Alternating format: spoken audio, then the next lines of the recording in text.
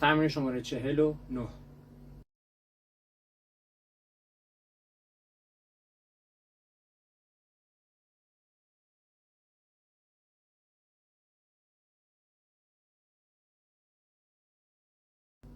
تمرین 49 ادامه نوت‌های زینت هست.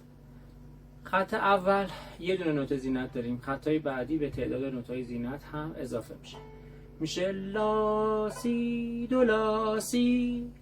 لا سی دو لا سی، دوباره لا سی دو لا سی، بعدی یه نوت میره بالاتر، سی دو ر سی دو، سی دو ر سی دو، بعدی یه نوت بالاتر، دو ره می دو ره، دو ره می دو ره، انگشت چهارم، دو ره می دو ره، بعدی سی دو ره سی دو، تکرار همونه. خط دوم نوت‌های زینت میشه دوتا، لا سی دو لا، لا سی دو لا، لا سی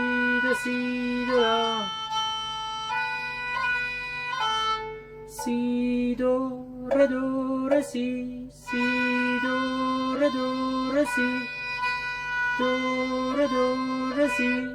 بعدی یه نوت میره بالاتر، دو ره می دو، دو ره می دو، دو ره می دو، بعدی دوباره همون نوت قبل هست، سی دو ره سی، سی دو ره سی، سی دو ره سی. خط سوم نوت‌های زینت میشه سه تا، لا دو سی دو لا دو سی، لا دو سی دو لا دو سی، لا دو سی دو لا دو سی، دوباره دو سی دو لا دو سی، یه نوت بالاتر، سی ره دو سی ره دو، سی ره دو سی ره دو، دوباره بعدی ره می دو سی دو لا، ره می دو سی دو لا، ره می دو سی دو لا، دو سی ره دو، دو سی ره دو، دوباره سی ره دو. خط بعدی ره می دو سی، ره می دو سی، می دو سی، بعدی دو سی دو لا،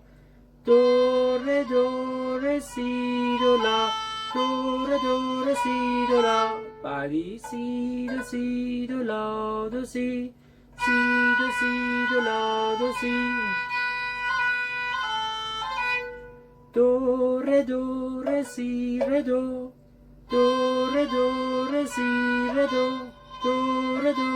سی ره دو، بعدی ره می دو ره می دو ره، دوباره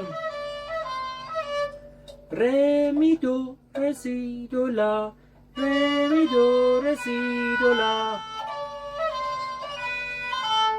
دو سی دو لا دو سی، دوباره آخری هم لا.